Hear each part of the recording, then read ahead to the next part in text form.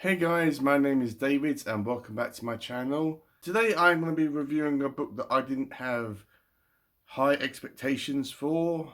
I knew that I read a book from this author before and I regarded that one as simply okay. So I thought, okay, I'll read this one. The cover looks interesting, the title certainly looked, or sounded interesting rather. But I ended up loving this book so much. This book will probably be in my top 5 for this year. And that book being Psychic Teenage Bloodbath by Carl John Lee. As I mentioned, I've also read another book by him, which is called Blood Beast Mutations. And I got this one in my Bonnable Book Club box as well as Bloodbath, which I will shorten it down. And I mean, I read this book and it's about a zombie apocalypse with the kind of coronavirus twist on it. I thought that this was, as I said, a simply okay book. It's not great, it's not terrible, it's okay, it's a good read. So before I get into it, usual stuff here, this is going to be a spoiler-free video, and this is going to be my own thoughts and feelings regarding this book. Also, additionally, I just want to mention that Bloodbath is an extreme horror book. So if you're easily offended or horrified or grossed out in any way, then maybe give this book a miss. So this book is about Charlie and Susan, who are a female lesbian couple in high school. And Susan is kind of the shy one. She reminds me a lot of Carrie White from Stephen King Carrie book. And this book doesn't rip off Carrie, it has a little bit of a flavour to it. You know, when you finish the book, it gives you that thought about, okay, this author read Carrie and got heavily inspired to do his own version on it, but kind of with a queer twist to it. Not sure if that's the proper term, but that's the one I'm going to go with. So Susan is our Carrie type of girl. She is very, very shy. She's very, very introverted, and it's not really explained specifically if she's bullied a lot in high school. She is done by one specific girl, which I'll mention in a minute. But her girlfriend Charlie is a very out there type of girl. She's the one that encourages Susan to wear a nice dress, makeup, and to go to a dance at her school. And they know that they can't go together because, people will look down on them and make fun of them and all that stuff because of their relationship with each other. So they go with these two boys, and Charlie and Susan's relationship is very, very intimate. They're very, very loving. The start of this book was really, really sweet and gentle, and it made you root for these characters and made you like really, really like them and connect with them, even though I'm a straight white male. And I connected with these lesbian characters.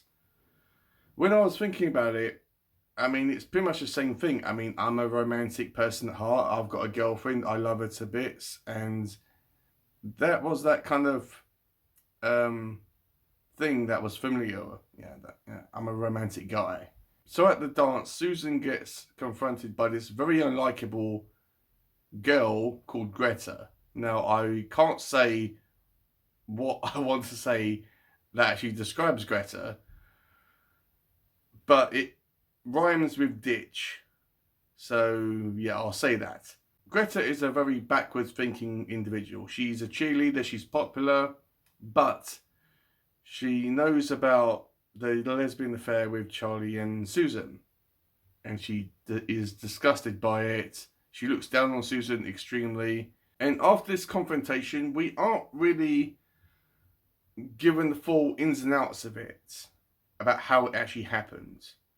But at the dance, Susan got into an accident which left her in a coma, in hospital, and she's been like this for months. I think it's about 11 to 12 months, roughly. And Charlie knows about what's actually happened, but she can't prove anything. The police think that, oh, it's because she had a bit of alcohol and she got all drunk and she fell and this happened and that happened, and oh, these people couldn't have possibly been involved with it. So as time goes on, Charlie goes and sees Susan. She goes to see her as often as she can do. Despite Susan's mother looking down on her extremely, Susan's mother is kind of like Carrie's mother. She's very religious. She doesn't like Susan having a lesbian love affair. She's not a big character, but she is mentioned briefly. And at school, Charlie's on like the tail end of like graduating from high school and moving on with her life and going out into the big wide world. But she has been kind of picked on a lot mostly because of her lesbian love affair with Susan. And she's not really beaten up or hurt or anything like that. She's more humiliated than anything else. And then she even meets another person who she, becomes friends with. And as time goes on, they learn to love each other and they form a kind of a relationship with each other, which is really, really nice. This other girl reminds Charlie of Susan. When I say that, she's very, very shy. She's very timid. But Charlie brings her out of her shell.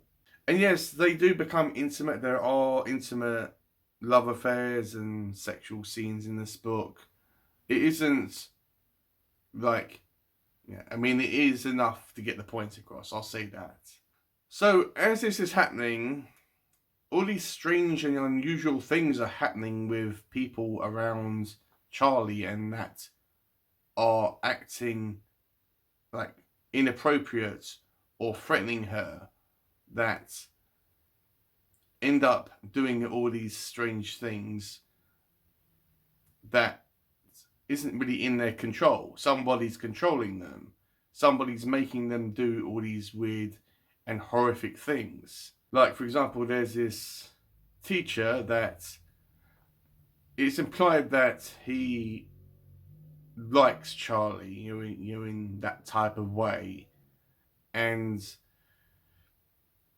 there's a scene where, it's really uncomfortable, where he gets this kind of compass thing with a needle at the end. I'll try and find the picture and I'll put it on the screen. And a metal ruler, and he takes both these items to his, member. And it's extremely detailed and horrific to read.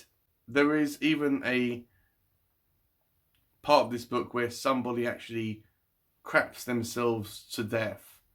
So as the reader, we know that this is Susan reaching out with her mind and controlling these people.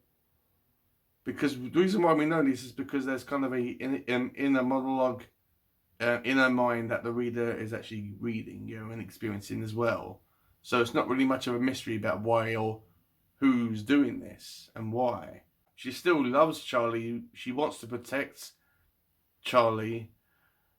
But Susan has become insane and mad and very, very, very protective over Charlie. And she is still extremely upset and mad and angry about Greta and the other members that were at the dance that resulted in her being in this situation in this hospital bed.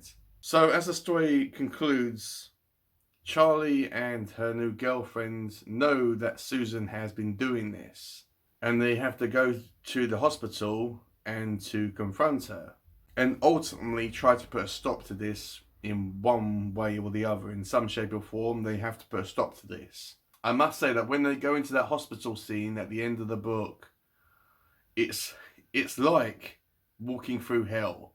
There are loads of horrific scenes in that hospital scene at the end of the book. So be warned about that. Do not read this book lightly and think, oh, it's not going to be that bad. Yes, it is, guys. This book has got loads of trigger warnings in it. So I must state this as clearly as I possibly can.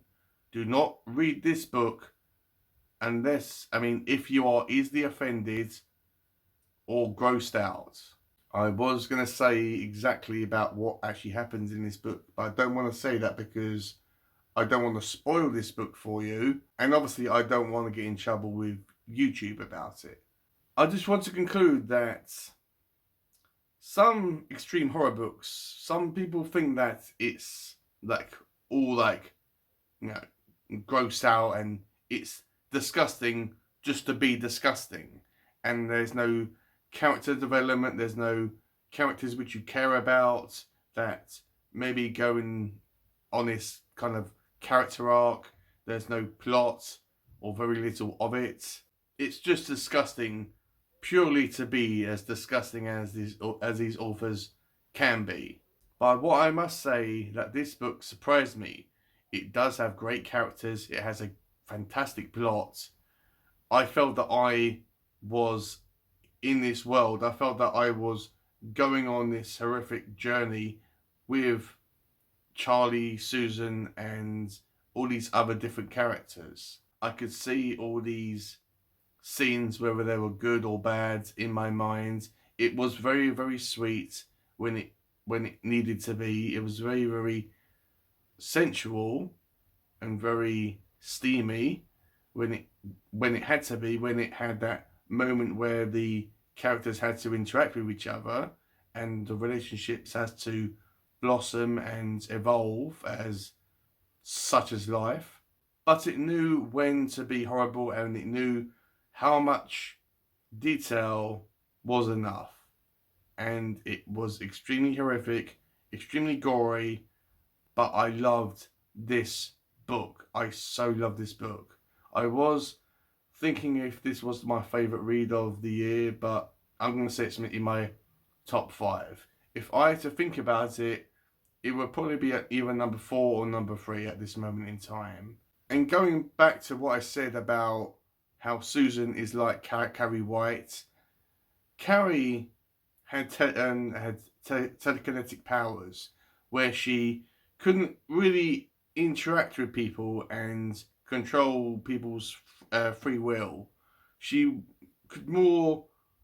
She could only interact with and control objects around her, such as flipping over an ashtray or the result of the prom. And that resulted in all these horrific things happening, throwing knives at her mother and all that type of stuff. But Susan doesn't really do that. She controls people like fully, where this person knows what they're doing is wrong. But Susan is the puppet master. She's manipulating these people. These people can hear Susan in their minds. They know what they're doing, but they cannot stop themselves, even though some of them try. So hopefully I've given you guys enough information to gauge whether this book is going to be your thing or not. If you aren't put off by extreme horror or the things I've just mentioned as examples of what happened in this book, then I would highly recommend this book. It was so good.